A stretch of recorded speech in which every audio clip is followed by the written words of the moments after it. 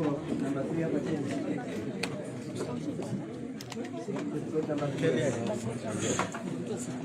Ini nini? Ndio unafanya kazi nayo? Unafanya hivi.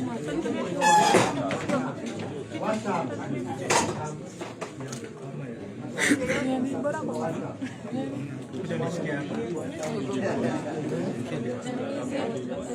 kama ufanye si unanifanya nasikia kuna kitu.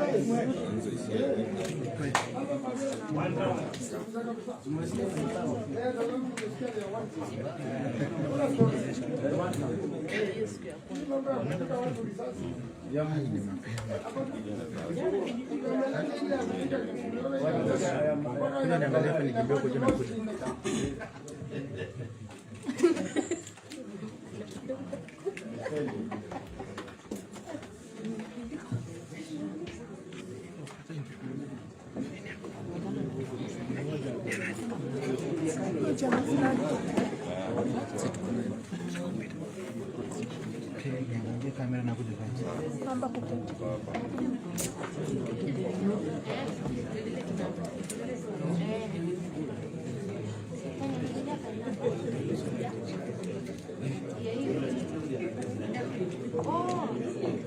Unasema hiyo hiari.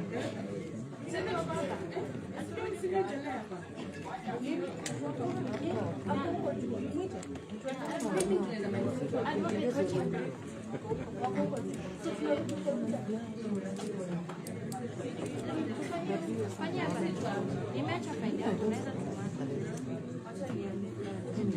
ni faili namba 1020.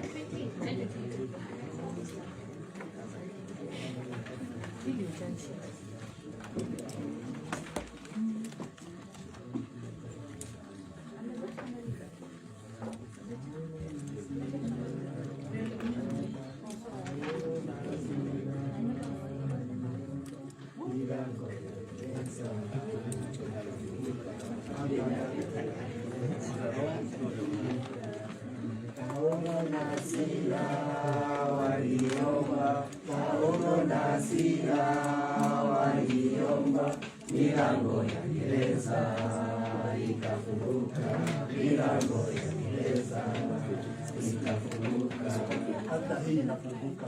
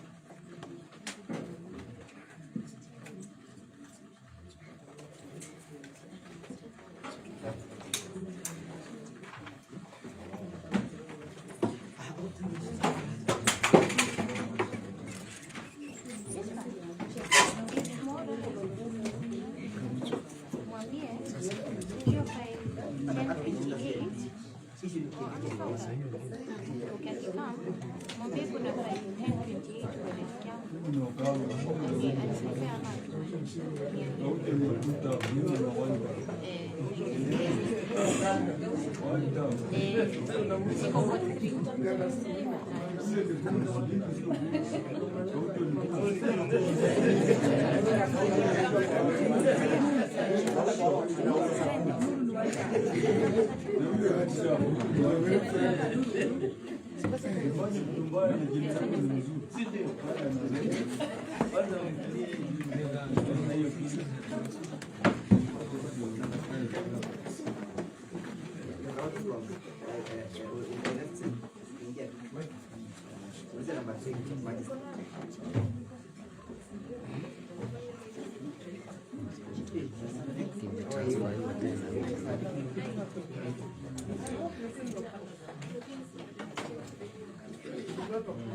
These are the shit. The people are the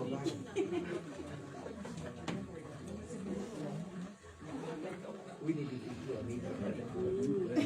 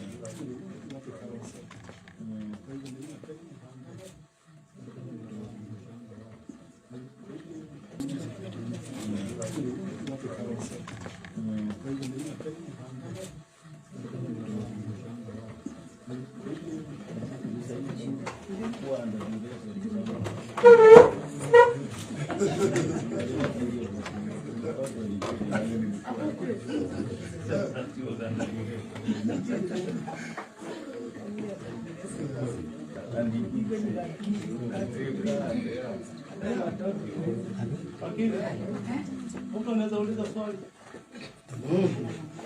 Unaweza uliza swali. Sasa. Na tena usema unauliza nani? Mimi nakuuliza wewe. Ama uliza wananchi.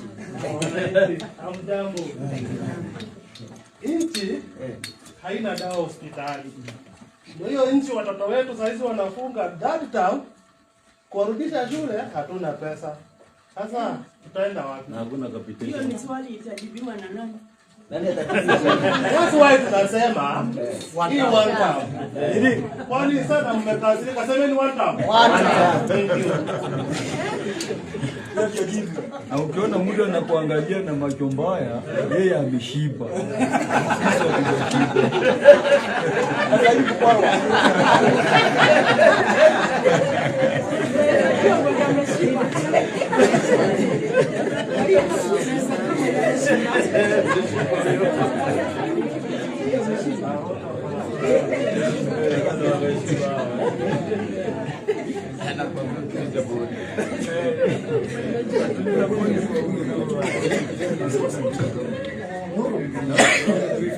Wanasema ulikumba sana nilikuwa. Mimi ni noma. Huko ndio.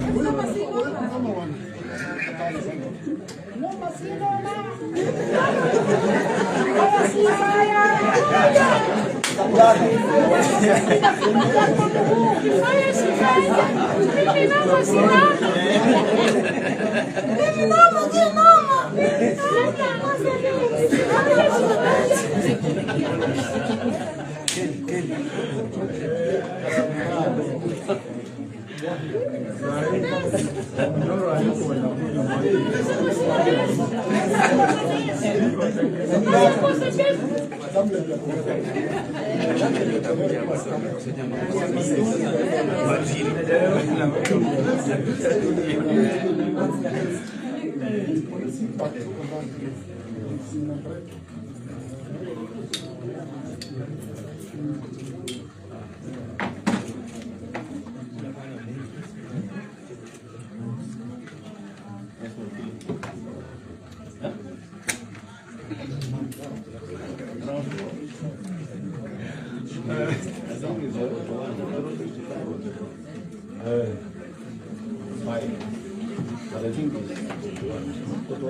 na hata akijua atakufanyia nini? Kwani mimi ni nyama kabisa?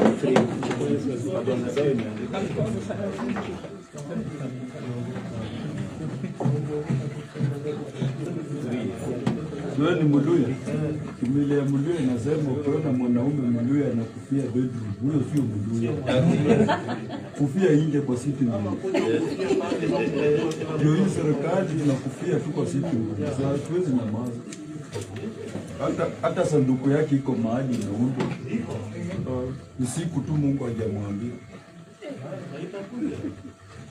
Sasa wacho kutuficha na marisasi. Hiyo risasi ni pesa yetu. Uniform unavaa pesa yetu, kofia pesa yetu, bunduki pesa yetu. Wanakaba makondeina.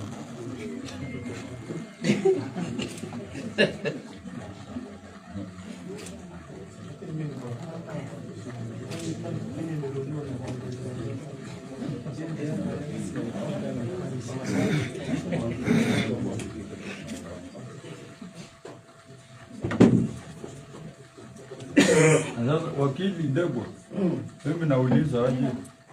Yes. Huyu jamaa ni kampeni akisema hata ruhusu mwanasiasa asumbuliwe na askari. Kwani wale waka hapa ni pastor? Ndio wameletwa kotini. Mapastor ndio wameletwa kotini.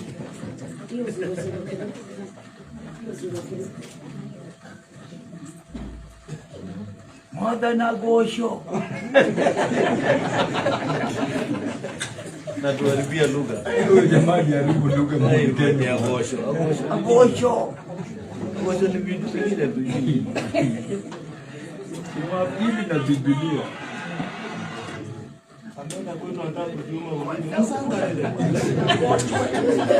Masanga ile. Hiyo ndio Nora alikuwa sio ni nini nasema kitu useme ni kavu.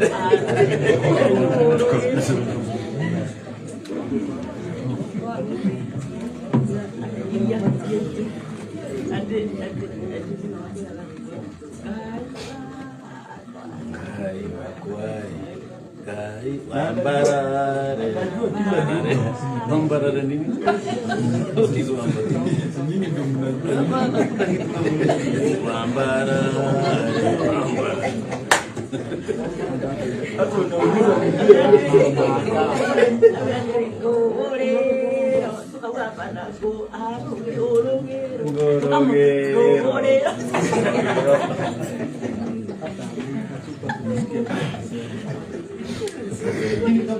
kama kuna comedian mkubwa Kenya ni huyu jamaa. Sasa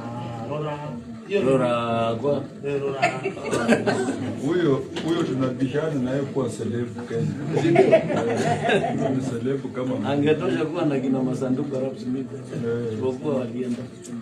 Lakini pia yake ni kwa barabara. Tamani akisimama hivi anaangalia raia anawapanga wanaingia box. Jakaranda amekuja asema nitaweka stadium, nitaweka manyumba, nitaweka nini, sijui wao. Bado ni ujanga. Nimetenga, nimetengua. Ametenga paka akatengua akapangua. Ni mwanaume. Niona mapresident lakini huyu lakini kuna talent. Lakini angekuwa pastor. Talent yake. Naona angekuwa pastor huyu Ruto. Bwana angejaza kuliko Ezekiel kanisa yake. Angekuwa nabii hatari sana.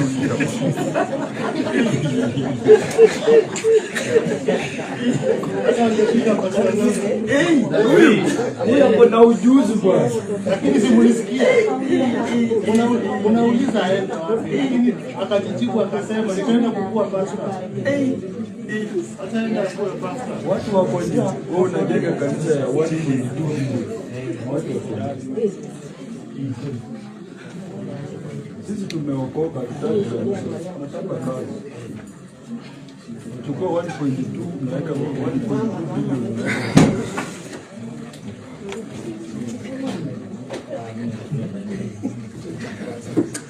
Oh, umekuja umeshiba bwana. Aje nikiona tu hiyo tumbo nasikia kwa hapa.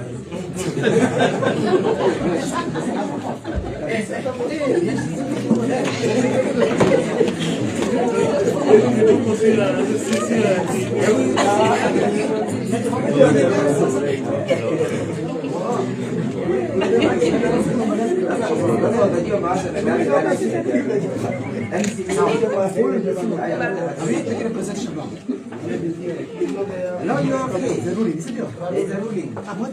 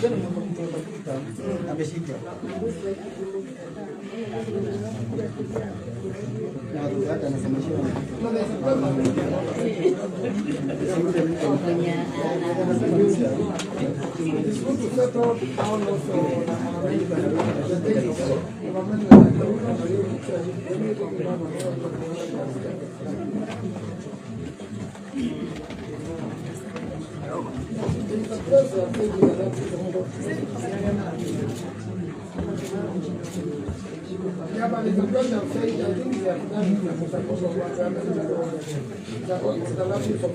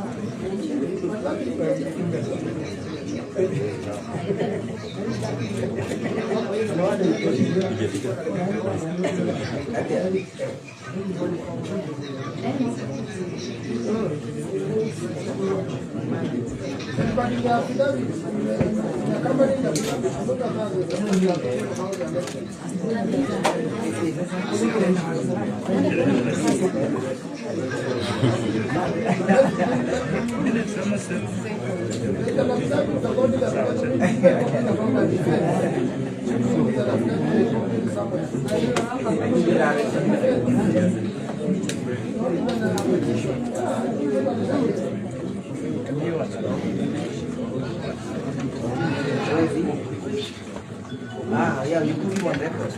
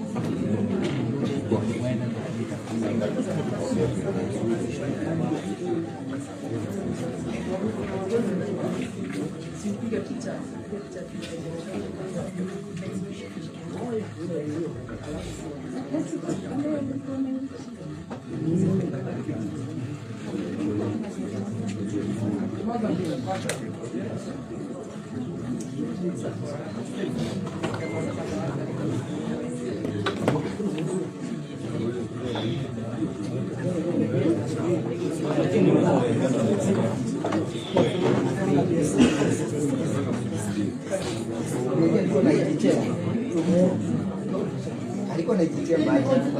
Eh.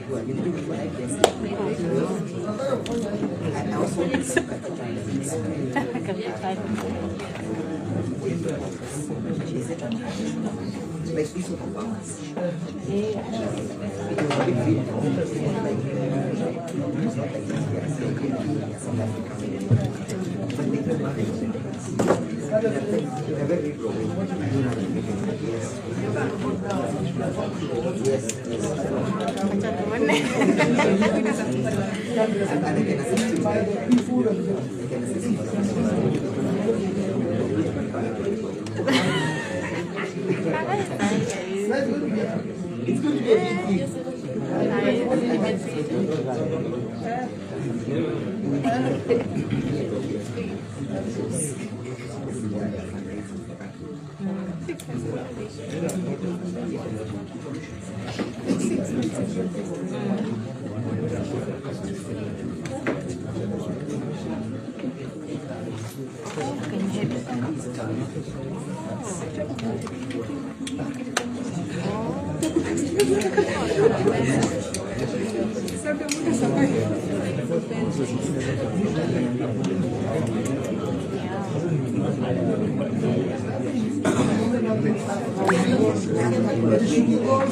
Yes, it should not be months.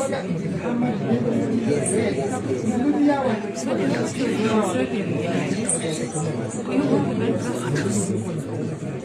one, which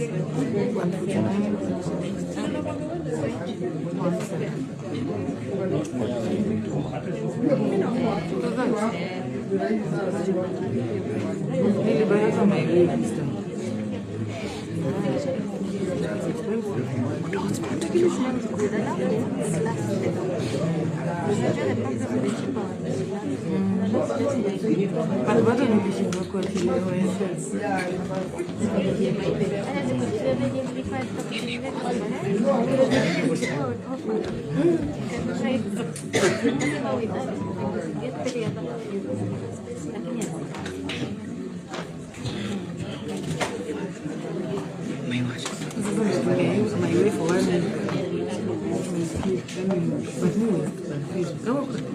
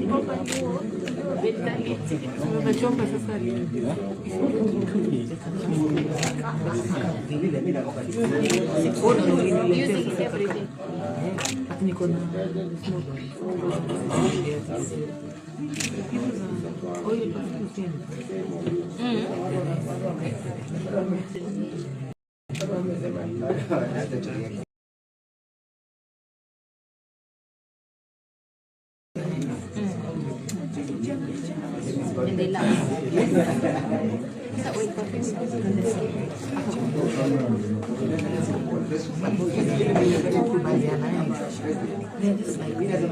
They know the same plan. Yes. So that comes away because of traveling. You know you can't when you're not using it. You can't go.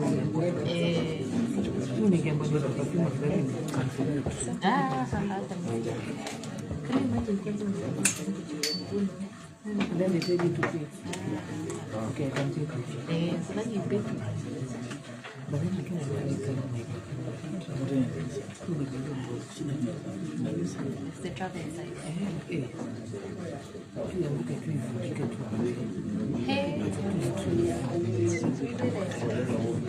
Many of them to them. You can't pay for fees and no.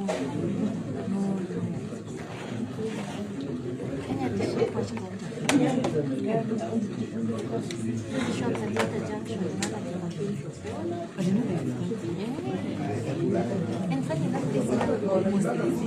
But now the other thing, they don't love it. They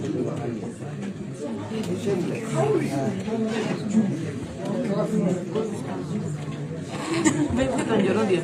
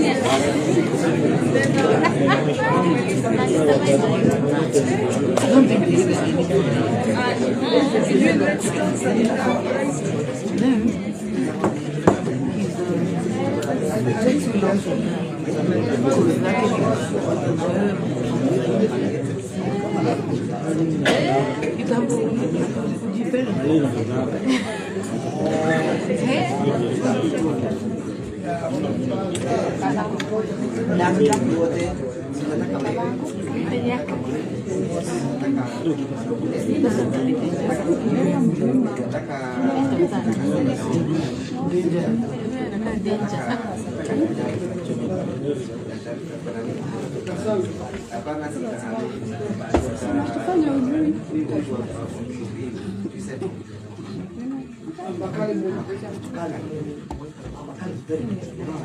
who else?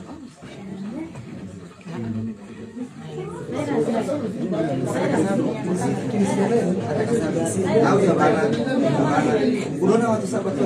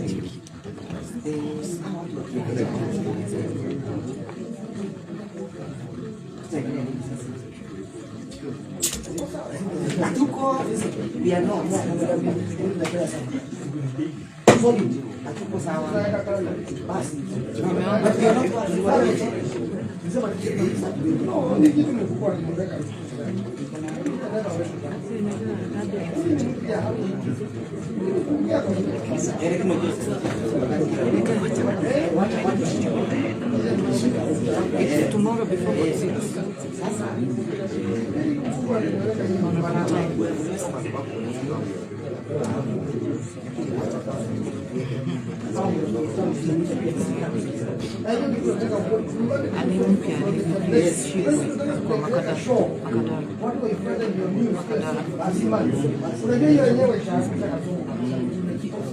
Yes, there was one going.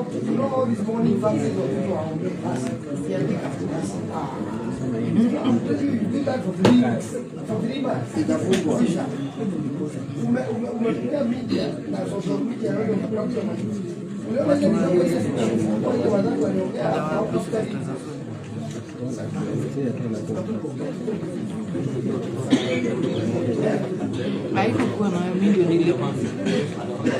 Haikuwa nayo.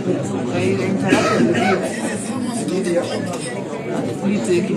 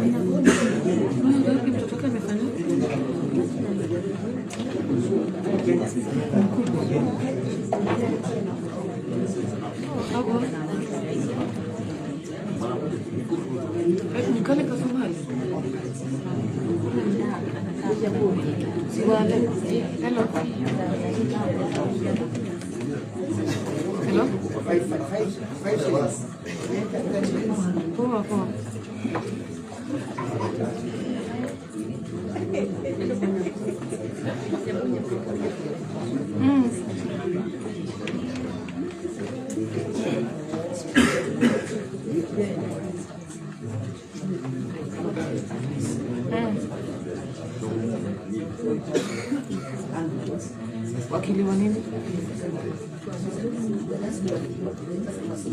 Anakuja kusema nini?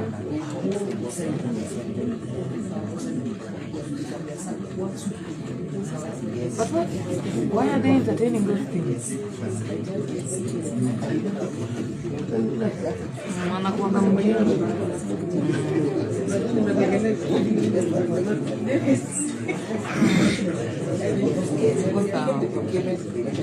Mamani ya kurada. when you sign the who has the access? The other thing is that when who has the competence? So that the person who takes the certificate and when the access, it is supposed to get up those elections. Yes, sir. Simply don't do by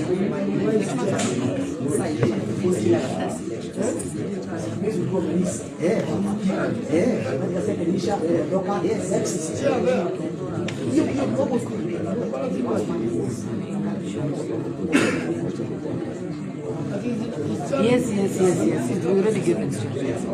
Yes, I all of them. We must we must I'll need to tomorrow. so we must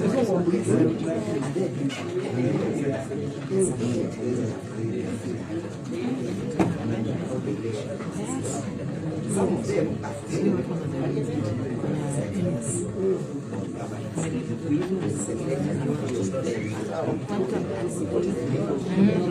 was after every case.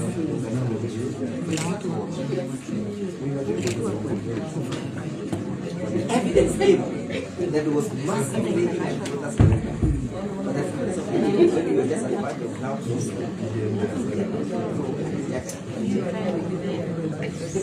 When there is evidence involved and the report accept and they could accept they mentioned that I'm posting my server this server is the one that is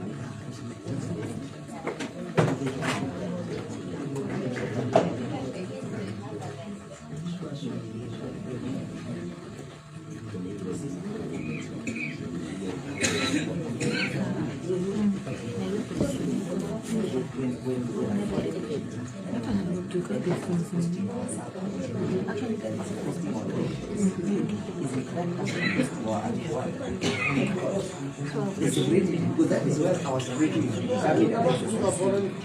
some of the amendments we must have something that within the reach of the courts, within the reach of the court's jurisdiction.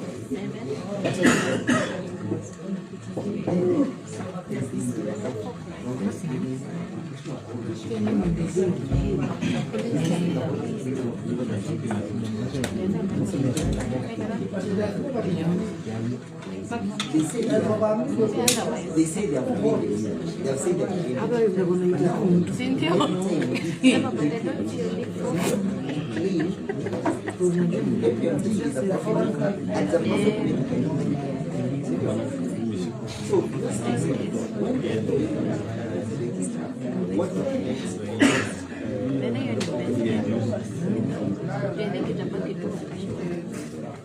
so that it means there is an interface between the IBC but again, but if you go to the election, there is not that link. That link is not a link. So we must create the link between the IBC and the office of the registrar of persons. It's like we must sacrifice it. They never do it. Number two, we also need to say, like the way we are saying we are going to review our constitution every 5 years or 10 years or 8 years. Even the register must be politically reviewed. As we review the ordinance, we also review the register politically. So that you are not then saying, whenever we need to review it, we must synchronize the review of the register, the review of the ordinance. Because that's what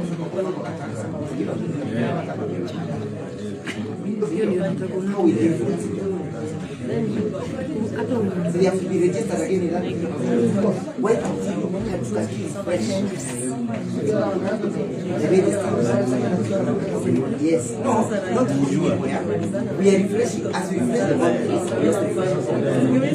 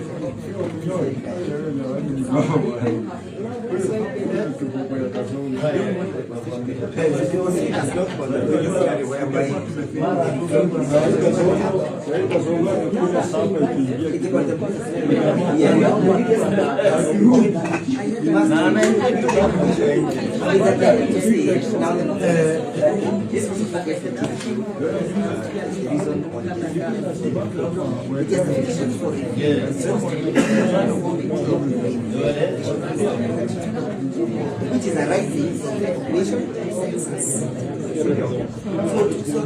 so that the constitution can also hear to the limits we are refusing.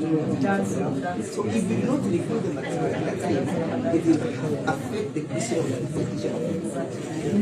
Because there will be people, yes, there will be people who are not represented. Yes, there is an MP there. Like what is happening? But in Illinois, they are people who are not represented. Because they are beyond the population, what so hiyo although hapa kuna watu ambao hawana elimu. So to avoid that, presidential elections will happen in each and every sorry, constituency. So and the contemplated constituency is has undergone the process of modification and modification. So if you do not believe does it conform to the terms? Anaendelea yuko hapa. It doesn't. It doesn't happen. And that's the thing. Na nishakwambia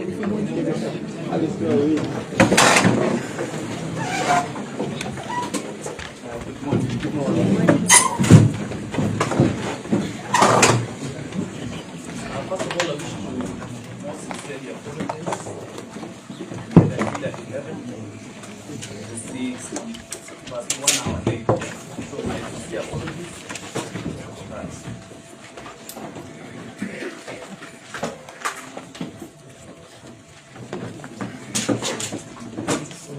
Solely as per notified P 382 of 2025, Jayne or Kihara.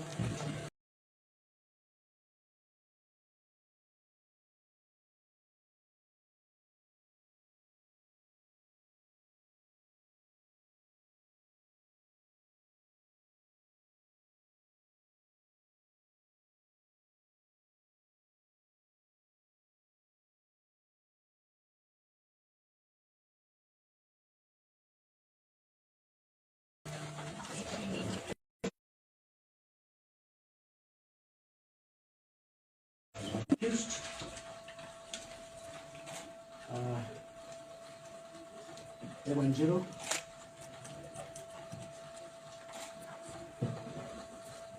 is holding brief for Mother Karua. She's a zero studying brief for Mother Karua.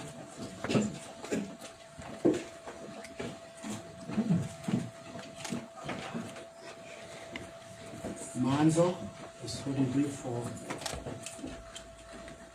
Alonso Misioka.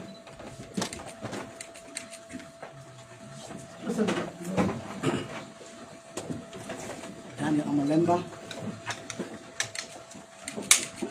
is for the accused. Present, Your Honor.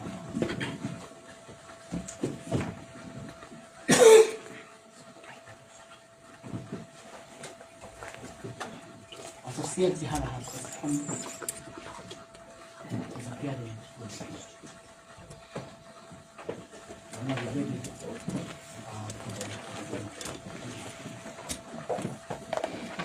Good morning, Your Honor. For the state, my name is known. Together with Ms. Sonia, we are ready for the ruling.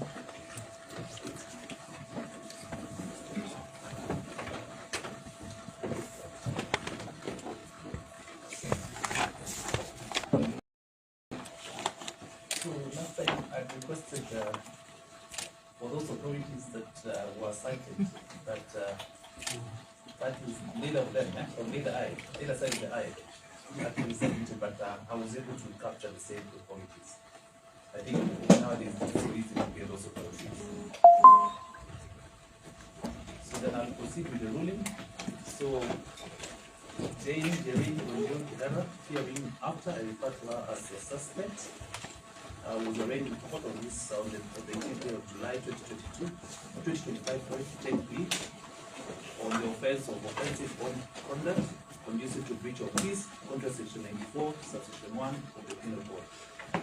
The particulars thereof has been successively set out that on the 8th day of July 2025 at Nairobi City, within Nairobi County, being in a public gathering, uttered was to be open court. I want to talk about Naivasha because I know those goods were transported in NYS bus in a place called Karangita. They were dropped there.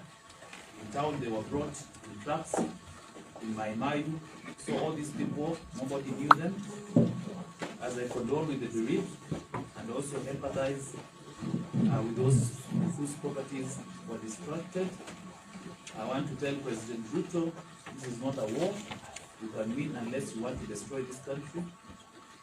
It is about the youth. It's about young people who you went around promising heaven. And what you are doing now is digging deep so that they go under. It will not happen. In Naivasha, they killed one, 3 in critical condition. And as my colleagues have said, police are doing anything. They didn't try to arrest the goons. They're not doing anything. They didn't try to arrest the goons. You could see in the place goons working with them.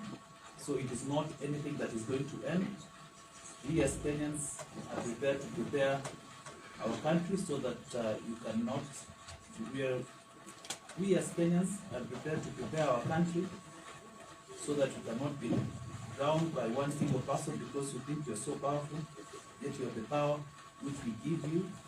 You cannot use the same power to destroy us and destroy the country.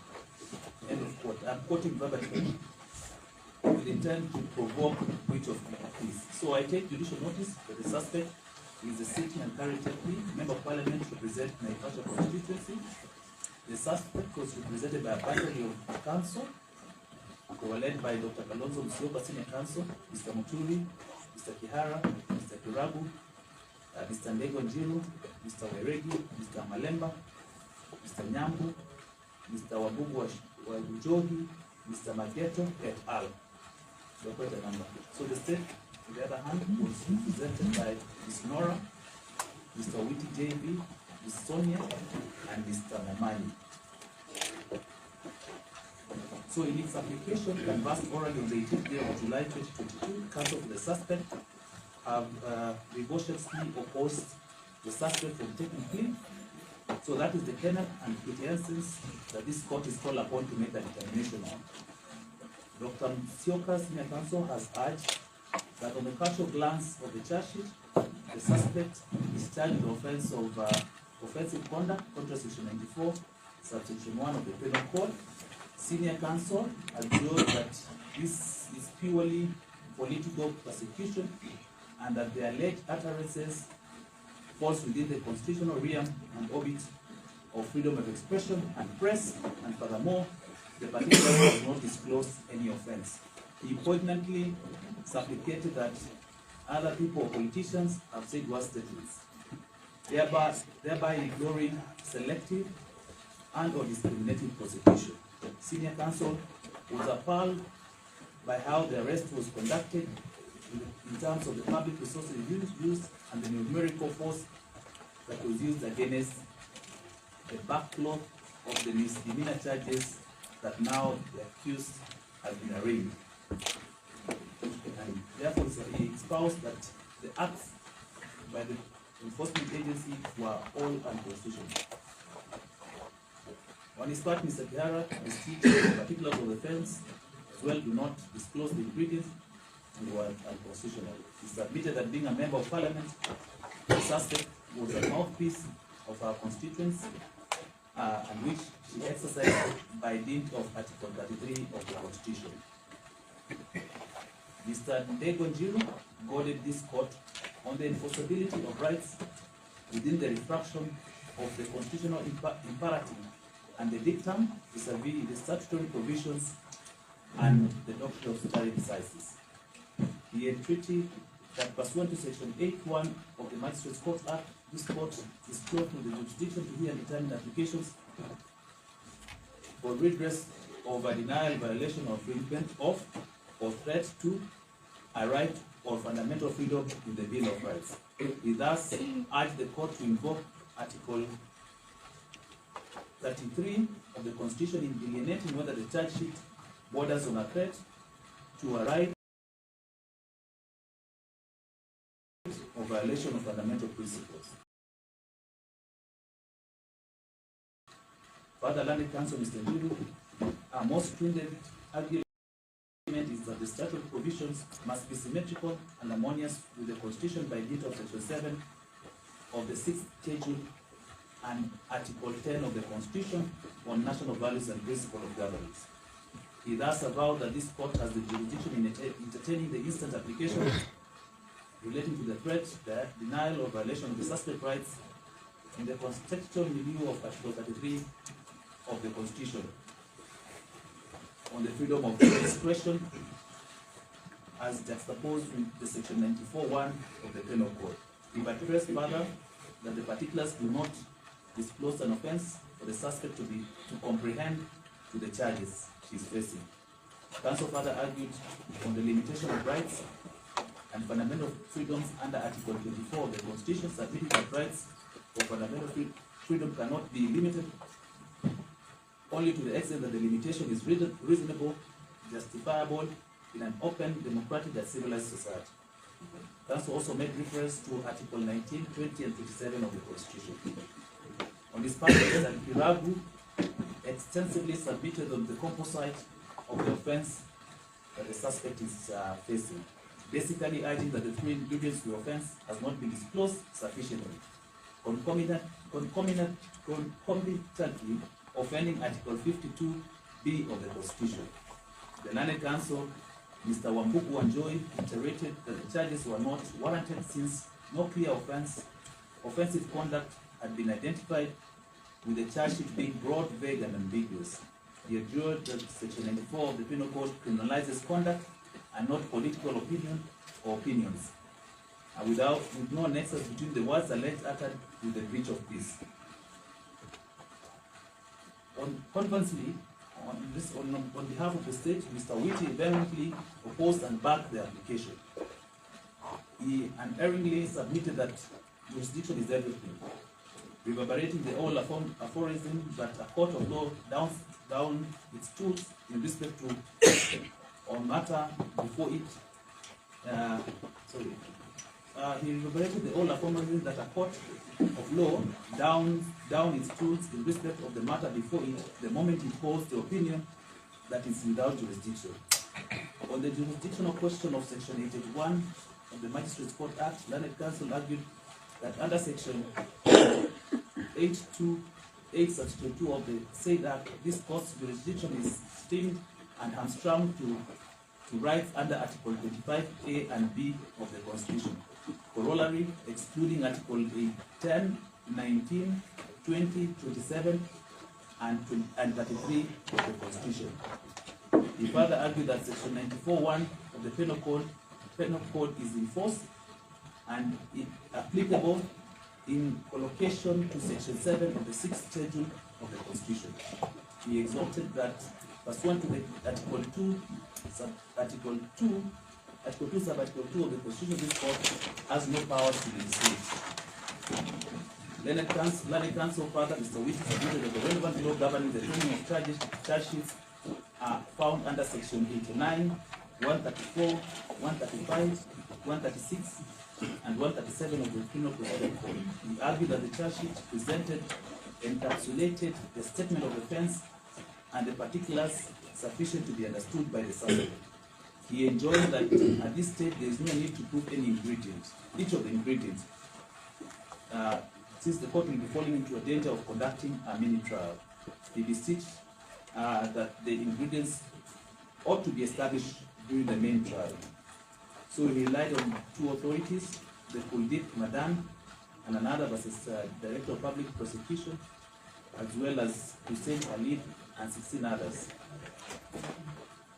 So distinction from the foregoing, two issues arises for determination, namely, jurisdiction to enforce the Bill of Rights by the magistrate courts. Secondly, the competence of the charge sheet. So on the question of jurisdiction, I'll start off with the Supreme Court case, Supreme Court of Kenya in application number 2 of 2011 involving Samuel Kamau Macharia versus KCB and others, 2012 EKLR, which the court held, and I quote, a court's jurisdiction flows from either the Constitution or legislation or both. Thus, a court can only exercise jurisdiction as conferred by the Constitution or other written law. It cannot arrogate to itself jurisdiction exceeding that which is conferred upon it by law. The court must operate within the constitutional limits. It cannot expand jurisdiction through judicial craft or innovation. End of quote. I'll also cite the famous case of owners of motor vessel, Lillian S. versus Perfect Oil Kenya Limited, 1989, EKLR, where I'm sure all of us are familiar with this authority, so I'll not read it. So as aptly stated by both parties, the jurisdiction of the magistrate court in dealing with the enforcement of the Bill of Rights has since been addressed by Section 8 of the Magistrates Court Act. The parameters, despite being explicitly stated under Section 8, Section 2 of the Act, has also found fortification in the Supreme Court a decision of Hussein Khalid, which I've quoted before, during above, where the apex court, whose decision is binding before this court, enunciated thus, and I quote, Parliament has granted to the magistrate courts powers to consider applications on alleged violation of the Bill of Rights, but has limited the power to only two rights under Article 25A and B. And that, according to the apex court, is that one is for the freedom from torture, cruel, inhuman, or degrading treatment or punishment. and also the freedom from slavery or servitude. I proceed to quote the Apex Court. This limitation is constitutional, as Parliament does not bar a person from bringing a case alleging violation of his rights, but only limits the forum where that cause can be done. They have cited this was captured by the High Court of Australia. I'm not going to those, you can have it once you have this ruling. So I'll share with you so you have a look at it. So, learn from the foregoing, it is crystal clear and need not be belabored further that this court can only enforce rights that fall within Article 25A and 25 subsection B, paragraph 6 of the Constitution. Therefore, on the elemental question of jurisdiction, I will down my 2. So I go to the second question for determination, and that is on the competence of the charge sheet. So the first port of call is on the mandate of the DPP. The office of the DPP is an independent constitutional office which is not subject to the control, direction, and influence of any other person. Under Article 157, Sub-Article 10, and Section 6 of the Act, the DPP shall not require the consent of any person or authority for the commencement of criminal proceedings, and the exercise of its powers or functions shall only be under the direction or control, or shall not be under the direction or control of any other person or authority. The independence of that office is, however, not absolute. Article 157, Sub-Article 11 requires that the holder of such office to have regard to public interest, the interest of the administration of justice, and the need to prevent and avoid abuse of the legal process in exercising the powers conferred by the Constitution and the Act. So, based on the foregoing, it follows that the DPP can present charges within the confines of the law. The question for settlement now is whether, and which is paramount, is whether the charge sheet against the suspect is competent. So there are plethora of authorities on question of the competence of framing of charge sheet. So I'll not go into that. I'll go into section 134 of the Criminal Procedure Code that states, and I quote, every charge or information shall contain and shall be sufficient if it contains a statement of the specific offense or offenses with which the accused person is charged, together with such particulars as may be necessary for giving reasonable information as to the nature of the offense. End of quote. I'm not going to read section 176. I've elaborated the provision of that section 176, 137. So courts, as I've stated, has also considered what is essential in framing of a charge. In the often cited case, in the realm of framing of charges, the case of Sigilani versus Republic, 2004, 2 KLR, 480, I'll not cite that.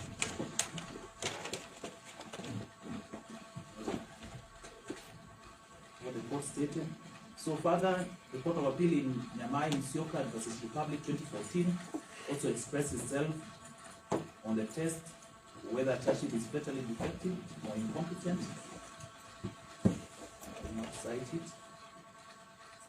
So indubitably, therefore, a charge must therefore be clear and easy to understand. In as far as possible, the use of technical language in a charge sheet ought to be avoided. An accused person must be accorded an opportunity to understand what he or she is facing before court. I've cited the authority of Besman Katwenge Wafula versus DPP, that is petition number E045. So I'll go to the finality of the finding of the court. So in Document, I find that the requirements of a properly drafted charge sheet has been surmounted by the state. I find also on the face of the charge sheet, I'm of the conscientious view that the suspect will be able to fathom and adequately discern and be able to prepare for her defense. So the finding of this court is that I'll direct the suspect to take plea in respect to the charge sheet that has been presented before court.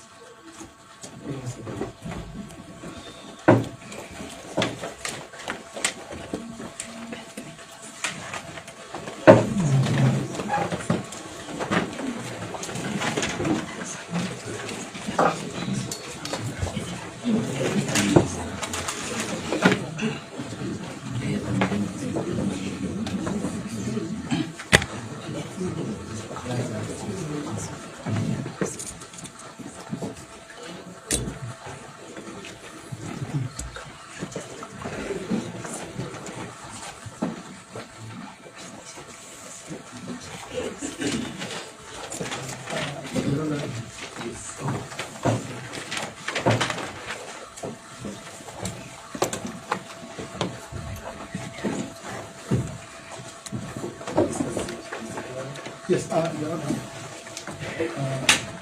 We have listened to the hearing and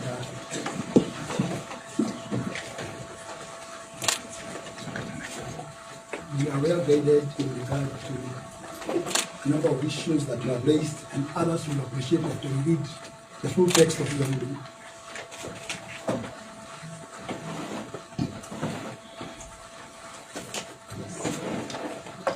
However, the defense, if you like, make an application to defer the taking of the plea today.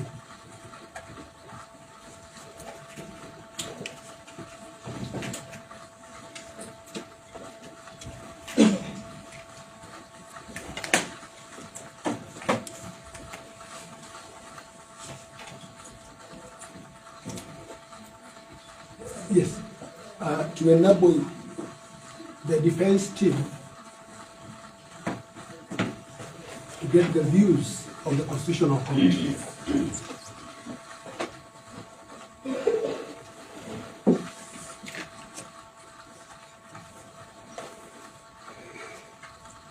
On a number of issues, Your Honor, we need not be emphasized in this. We argued last time. Still, with the suspect's team holding her guard, because he's entitled under the Bill of Rights not to say anything to the charges, to confirm whether she had statements or not, to make a reference so that the Constitutional Court is in a position to define the parameters of the constitutional privilege and the license of a member of Parliament when you are addressing your constituents' grave issues as a breakdown of law and order. There have been property destroyed.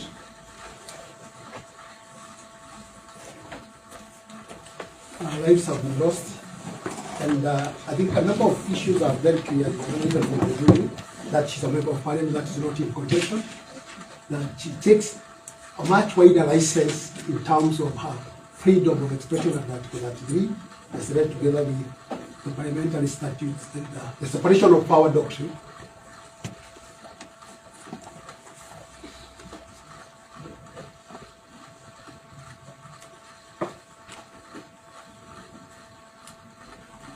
I will have my colleagues here assist further, but the only thing I may mention, so that we ask you for a short time limit. We propose 14 days to be able to go to move the Constitutional Court.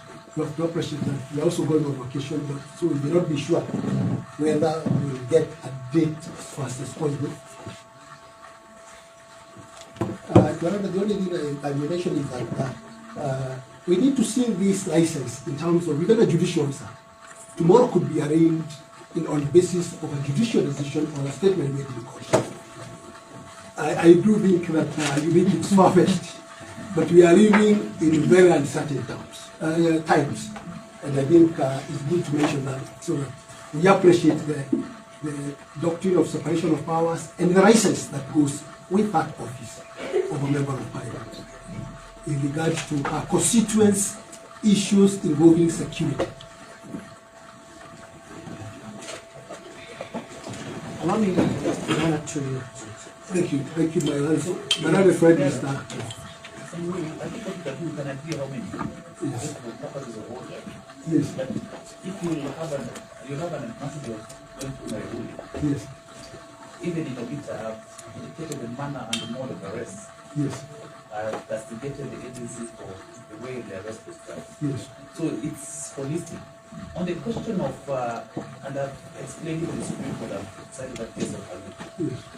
On Section 33, in as much as I would be really wanting or urging to make such determination, but my hands are tied. Yes. We are appreciating that. Yes, you actually want to address you why your hands are not tied. And at the fullness of time, you grant us the stay. And the High Court will be able to set that record clear. I am of the convinced opinion that your hands are not tied and that Section 8 does not limit you. And that is why you honor the justification for the stay. But let my learned friends add So first. how many of you will that be? We are only the four of us. So if Mr. Muriu goes first, then my learned friend goes, then I'll sum up.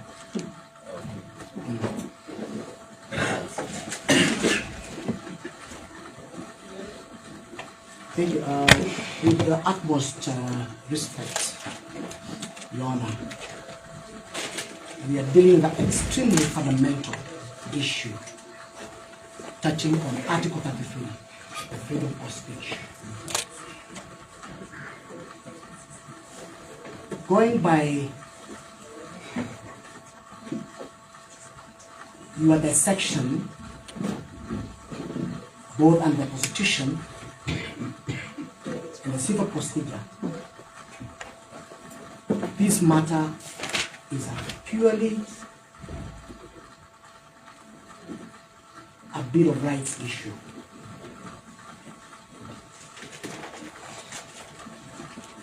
And therefore, it requires a considered interpretation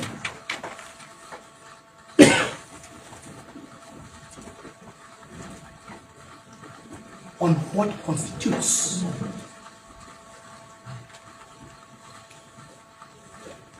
to a crime by a citizen of this republic,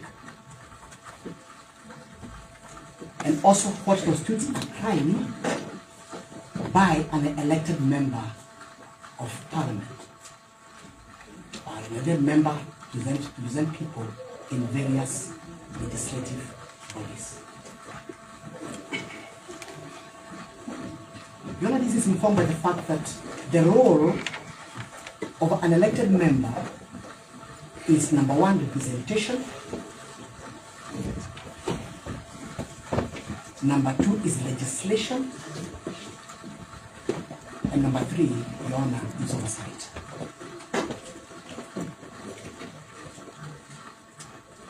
And therefore, when a member of parliament makes a statement on the state of affairs in his constituency, and then that statement is criminalized,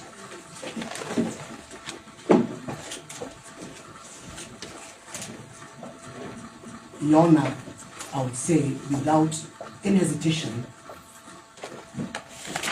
that if that's the case, we no longer have a country.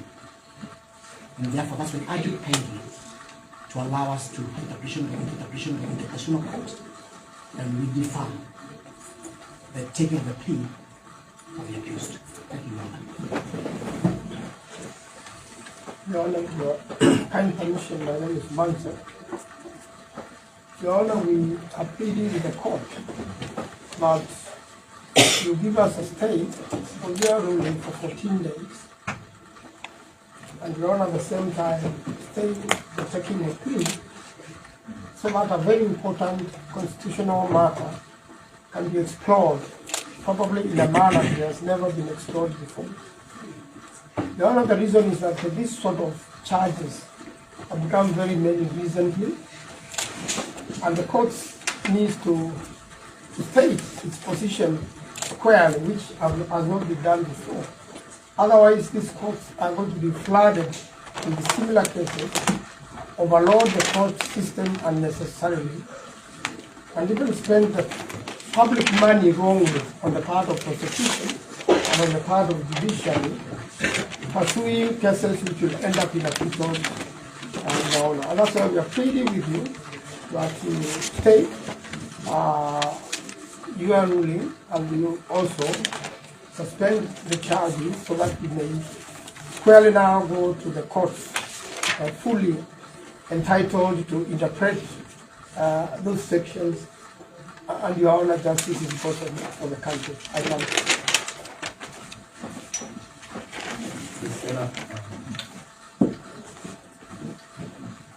I fully associate myself with the submissions made by my learned seniors and give you the justification why you ought to grant us an order of stay.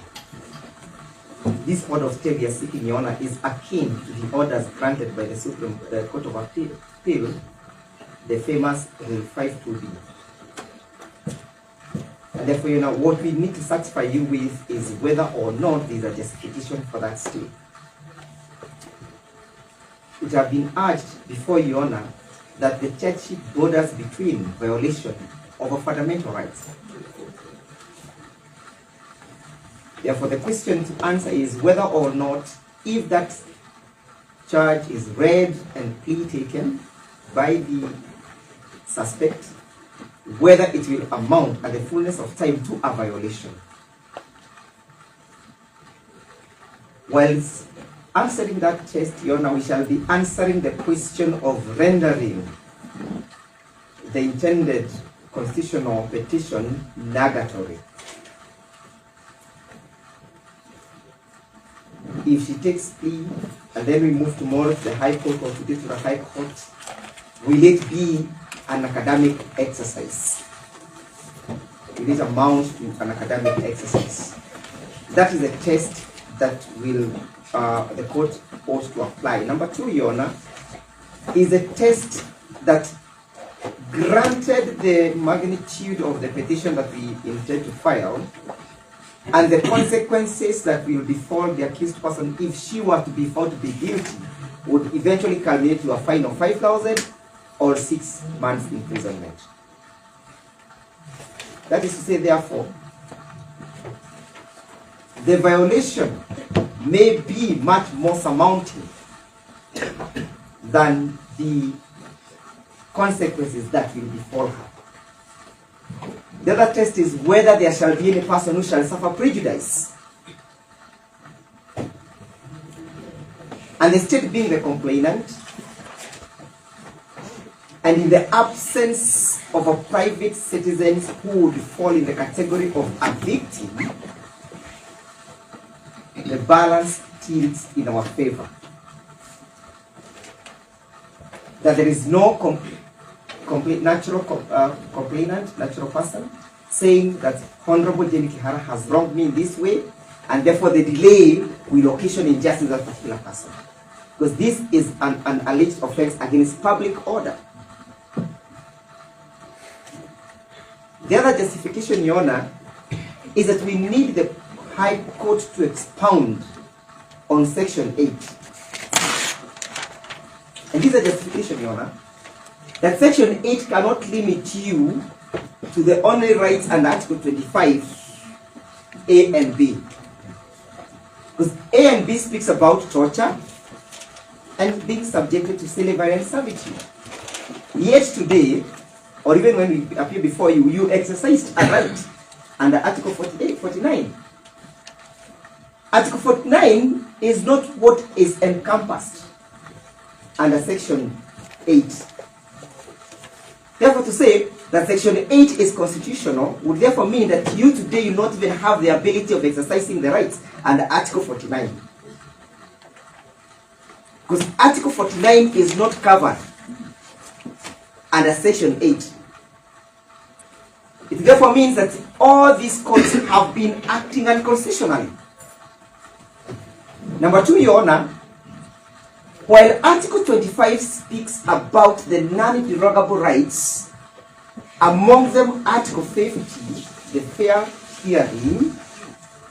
fair hearing is not encompassed, is not protected under Section 8. Does it therefore mean that this court will not, or any other magistrate court, cannot exercise that right under Article 50? Because Section 8 limits.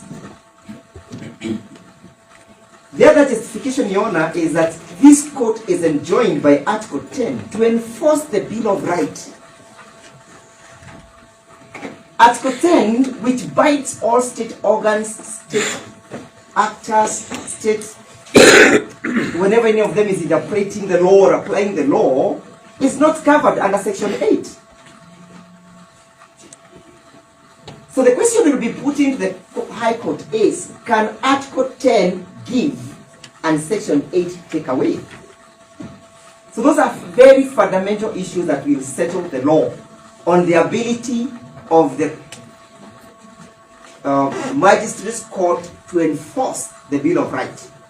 Because Article 10, Your Honor, provides in a blanket way that you must enforce a Bill of Rights.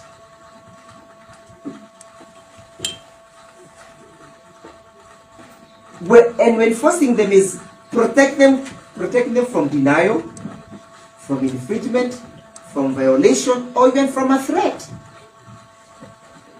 And therefore, to protect that foreseeable threat, the application for stay is justifiable. And it's not just justifiable, it's justicious.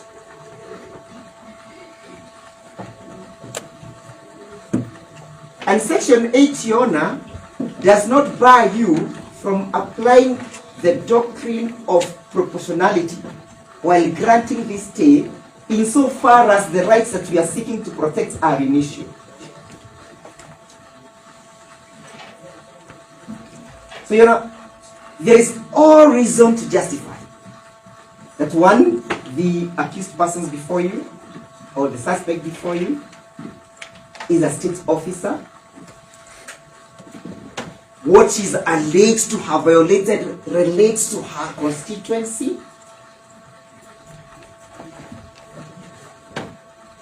There cannot be representation without speaking. That is, there cannot be representation without the right of self-expression or freedom of expression. The state says we have violated it. How then will representation ensue? So, by the stroke of the pen, Your Honor, it can, or by the action of the ODPP exercising their power under Article 157, can actually amount to a limitation of a right, and that is what we want to go and argue in the High Court. And we are not offended by your findings. We are offended by the legislation. That the legislation is purportedly limiting you to protect a right. 14 days, Your Honor, is not so much to ask.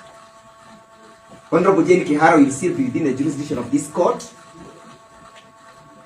She will be available and she will be subject to you. So we can have a mention in 14 days to confirm the outcome of our proposed petition. If this, Your Honor, is not going to be done, you'll see a litany of members of parliament appearing before you. Even myself, I may appear before you, especially when I say one term. I'll be next. Especially when I propose a doctrine of one term, which you propose out there. So, Your Honor, or the member of parliament for Natanga. So, Your Honor, we urge you to grant us this stay, subject our arguments to those three tests: who suffers prejudice, whether the proceedings will be rendered nugatory, whether they will amount to academic exercise, and whether it is justicious for us to move to the High Court and check the possibility of Article 10 giving and Section 8 of the Rights Court checking. Thank you. You know, we might be saying all that and the state is conceding.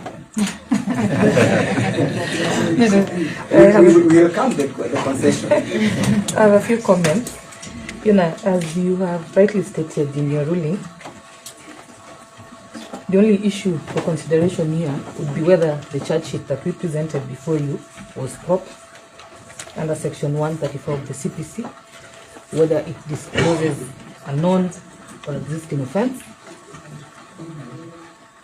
and whether the suspect hearing will be able to defend herself or rather understand the charge well enough to put in a defense. And those questions have been answered in the affirmative by your ruling. Your Honor has also distinguished what pertains to freedom of expression under Article 33 and whether this court can deal with issues pertaining to limitation of some rights under the Bill of Rights, and as rightly stated by the court, and the authority that the court alluded to. The only violations that this court can entertain in line with Section 8 of the Magistrates Court Act are the ones under Article 25A and B.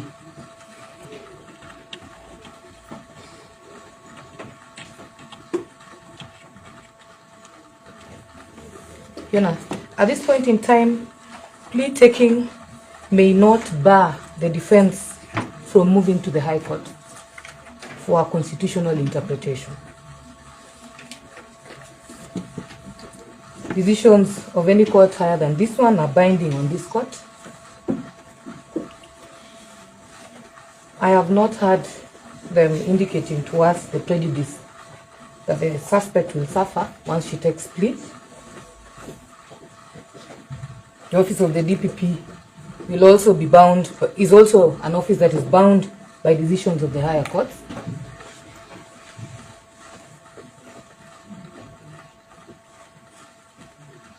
When we were here last before you, the argument by the defense was that the charge sheet presented offended sections of the law.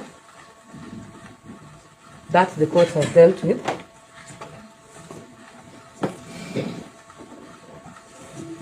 So, Your Honor, it is our submission that nothing bars the suspect from taking plea at this point. They can move to the High Court for interpretation of the section of the articles that they indicate. Once the High Court pronounces itself, then this court will comply with those orders. So at this point in time, the suspect is before court. The court has indicated that the charge sheet is proper. So we oppose the application for deferment of plea.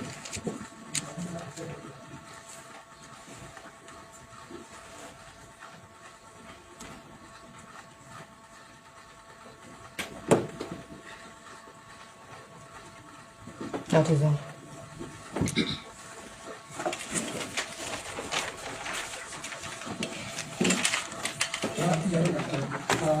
I'll ask the regulator report on the issue that you have raised of countries. I take it that the prosecution has not controverted our arguments.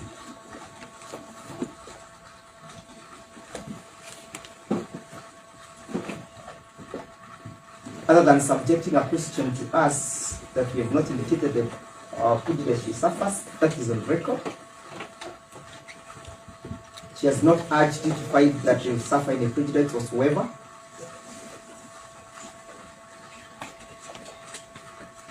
And to the best of my knowledge, is that the office of the ODPP is an independent office.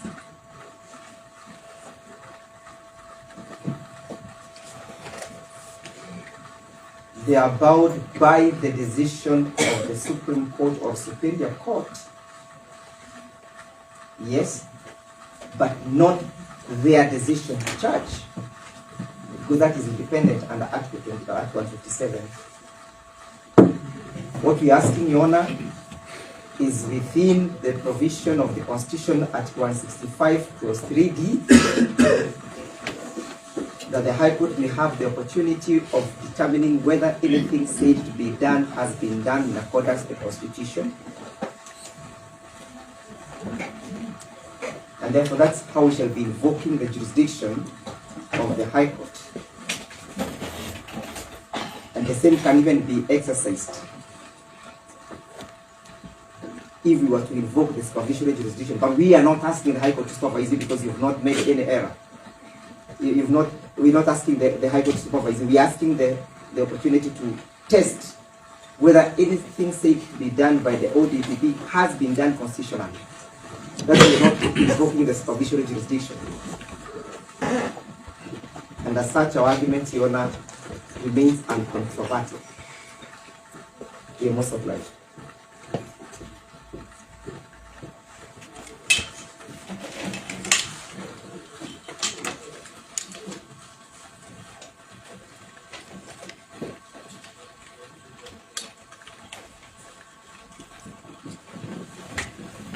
So if I can get you right, you say this, if I allow this, it will be a threat to anything.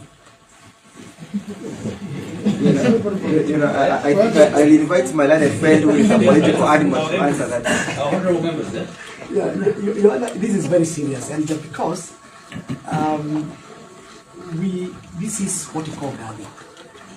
Because, as I said in my submission, the role of Parliament is to represent an oversight.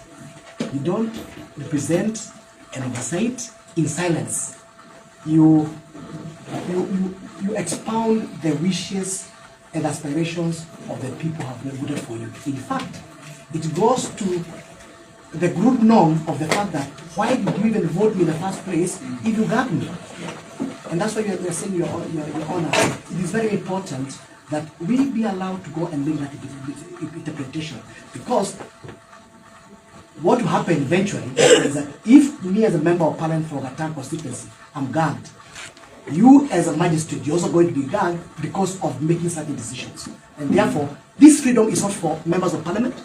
This freedom is not for the members of the press. This freedom is not for, is for every citizen as guaranteed by Article 3. And therefore, it's very fundamental that we get that opportunity for the good of this country. Thank you.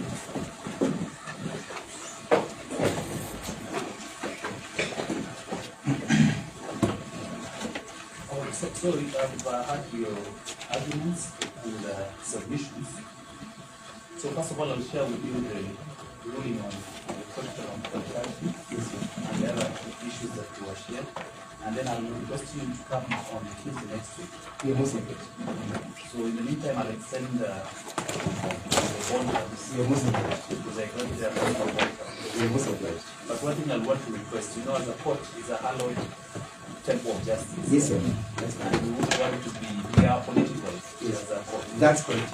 That's why you never said one time. Yes, so you just said that. So some statements, and I was told, and I take judicial notice, I was told that there were chance of that what you just said there. So I will just respectfully, We must oblige.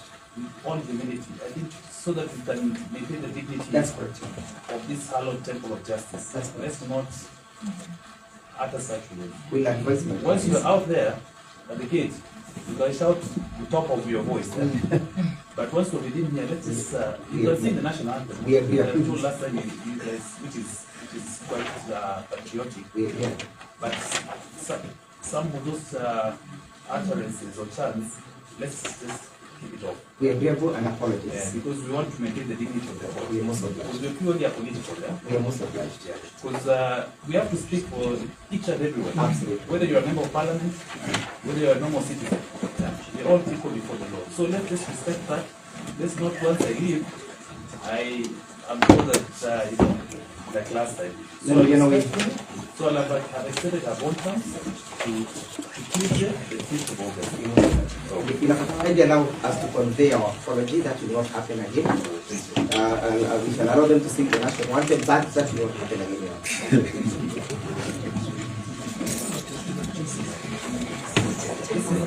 Yes, we are trying to we appreciate the extension. Can we request you to give us Wednesday instead of Wednesday? Instead of Tuesday. There are a number of related cases. Another. So can we agree on the sign? Okay. Sorry, I'm corrected by my land friend. While after he's supposed to be the member of parliament. Like it's 7. Yes, we are requesting for 7. At 11, Your Honor. 7 at 11. So you'll be exact at 11. We are most obliged. So I thank you. And also for you understanding it, I was a bit late. I sincere apology. It's okay. But in the evening you get the ruling. We'll get the ruling by today. By today, so that we can also get back on the other exercise. Indeed. So I still have other matters, so I'll excuse you so that you don't want to stand. Much obliged. Much obliged. The main party has seen Wish you all a good afternoon. Thank